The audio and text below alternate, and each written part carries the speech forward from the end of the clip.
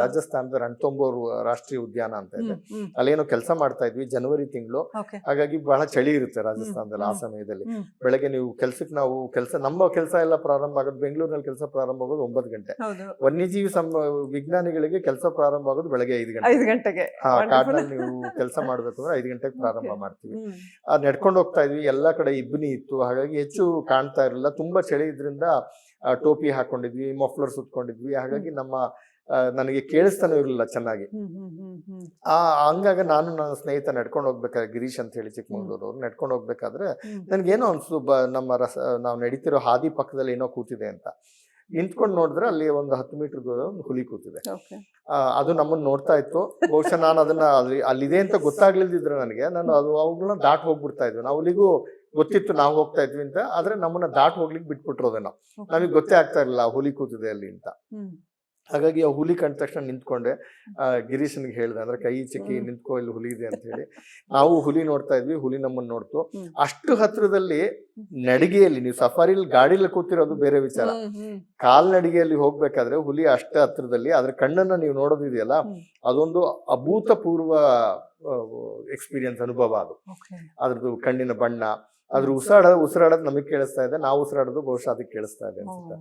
ಅಷ್ಟು ಹತ್ರದಲ್ಲಿ ವನ್ಯಜೀವಿಗಳನ್ನ ನೋಡೋದಿದೆಯಲ್ಲ ಕಾಲ್ನಡಿಗೆಯಲ್ಲಿ, ಅದು ನಮಗೆ ಅತಿ ಸಂತೋಷಕರವಾದ ವಿಚಾರ ಕೊಡುವಂತ ಒಂದು ಘಟನೆಗಳಲ್ಲಿ ಒಂದು. ಯಾಕೆ ಹುಲಿ ಏನು ಮಾಡ್ಲಿಲ್ಲ? ಸುಮ್ನೆ ವೈಲೆಂಟ್ ಆಗಿ ಅದು ಅಟ್ಯಾಕ್ ಮಾಡೋದಿಲ್ವಾ? ಇಲ್ಲ, ಎಲ್ಲರಿಗೂ ಅದು ನಾವು ತಪ್ಪರ್ಥ ಮಾಡ್ಕೊಂಡಿದೀವಿ. ಹುಲಿಗಾಗ್ಲಿ ಚಿರತೆ ಆಗ್ಲಿ ಎಲ್ಲ ಪ್ರಾಣಿಗಳು ಮಾಂಸಾಹಾರಿ ಪ್ರಾಣಿಗಳು, ನಮ್ಮನ್ನ ಬಂದು ಹಿಡಿತದೆ ಅಂತ. ಅವುಗಳಿಗೆ ತೊಂದರೆ ಅನ್ಸಿದಾಗ ಮಾತ್ರ ಅವುಗಳ ಡಿಫೆನ್ಸ್ ನಲ್ಲಿ ಅವುಗಳನ್ನ ರಕ್ಷಣೆ ಮಾಡ್ಕೊಳ್ಳಿಕ್ಕೋಸ್ಕರ ಅದು ನಮ್ಮ ವಿರುದ್ಧ ಏನಾದ್ರು ಹಾರು ಬೀಳ್ಬೋದೇ ಹೊರತು, ಇಲ್ಲ ಅಂದ್ರೆ ಎಂದೂ ಪ್ರಾಣಿಗಳು ಮನುಷ್ಯನ ಮೇಲೆ ಬೀಳೋದಿಲ್ಲ. ಒಂದು.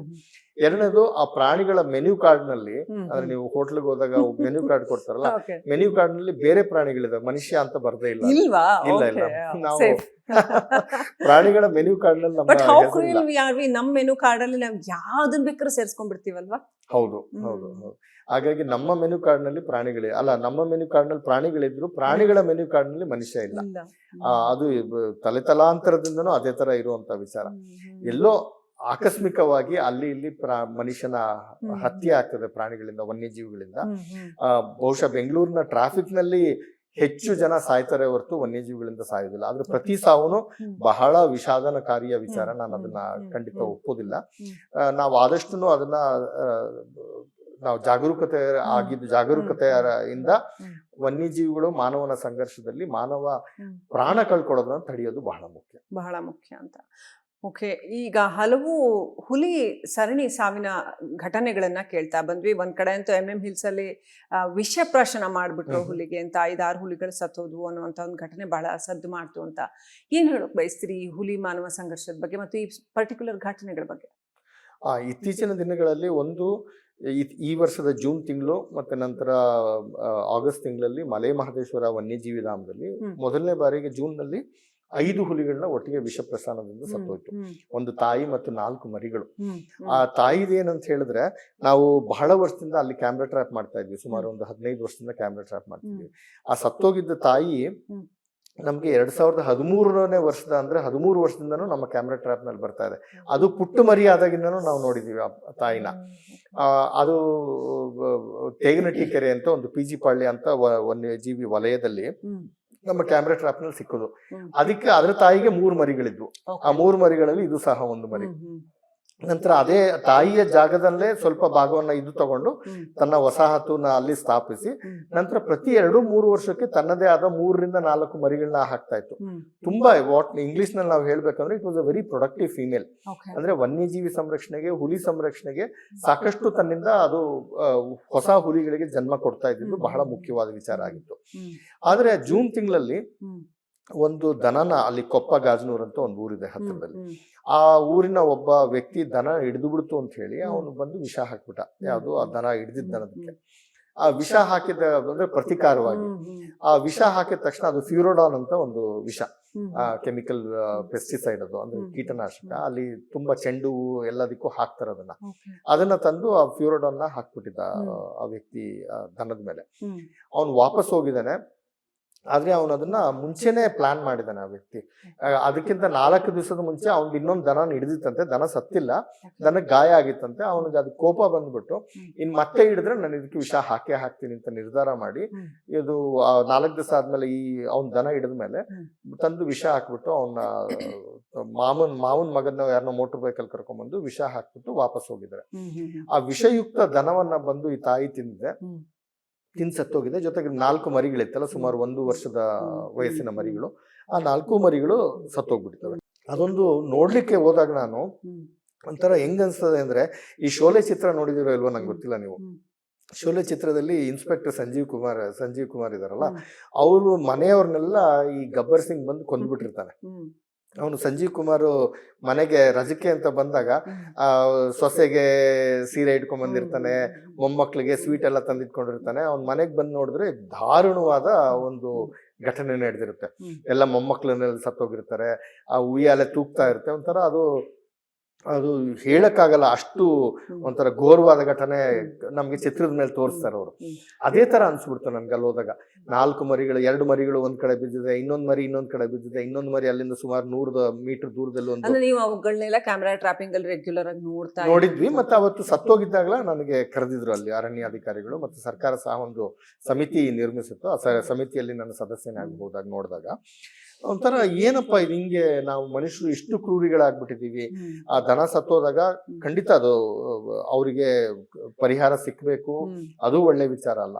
ಆದ್ರೆ ಅದು ಸತ್ತಿದ್ದ ವಿಚಾರಕ್ಕೆ ನಾವು ಕಾನೂನನ್ನ ನಮ್ಮ ಕೈಗೆ ತಕೊಂಡು 5 ಹುಲಿಗಳನ್ನ ನಾವು ಸಾಯಿಸೋದಿದೆಯಲ್ಲ, ಅದು ಖಂಡಿತ ಒಪ್ಪುವಂತ ವಿಚಾರ ಅಲ್ಲ.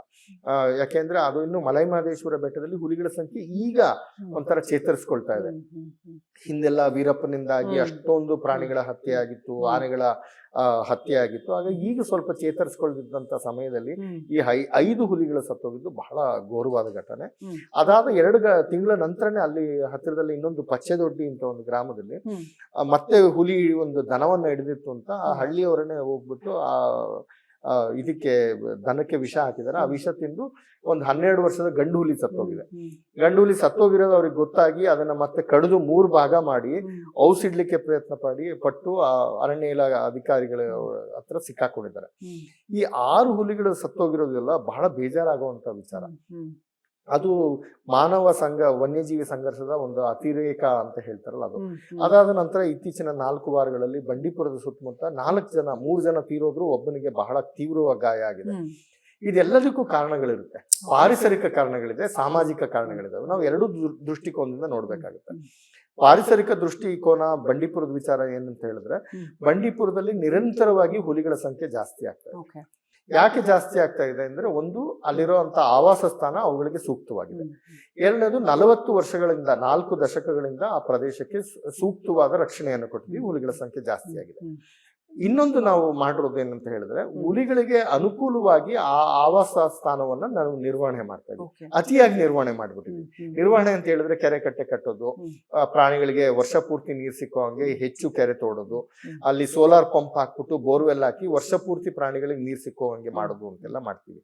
ಇದು ಸಾಮಾನ್ಯ ಜನರ ದೃಷ್ಟಿಕೋನದಲ್ಲಿ ಒಳ್ಳೆ ವಿಚಾರ ಅನ್ಸ್ಬೋದು, ಆದ್ರೆ ಅದು ಒಳ್ಳೆ ವಿಚಾರ ಅಲ್ಲ. ಪಾರಿಸರಿಕವಾಗಿ ನೋಡಿದ್ರೆ ಪ್ರಾಣಿಗಳಿಗೂ ಮೃತ್ಯತೆ ಅಂತ ಇರಬೇಕು, ನೈಸರ್ಗಿಕ ಮೃತ್ಯತೆ ಅಥವಾ ಮರಣ ಪ್ರಮಾಣ ಇರಬೇಕು, ನ್ಯಾಚುರಲ್ ಮಾರ್ಟಾಲಿಟಿ ಇರಬೇಕು. ಇಲ್ಲ ಅಂತ ಹೇಳಿದ್ರೆ ಹುಲಿ ಆನೆಗಳಂತ ಪ್ರಾಣಿಗಳಿಗೆ ನಿಸರ್ಗದಲ್ಲಿ ವೈರಿಗಳಿಲ್ಲ.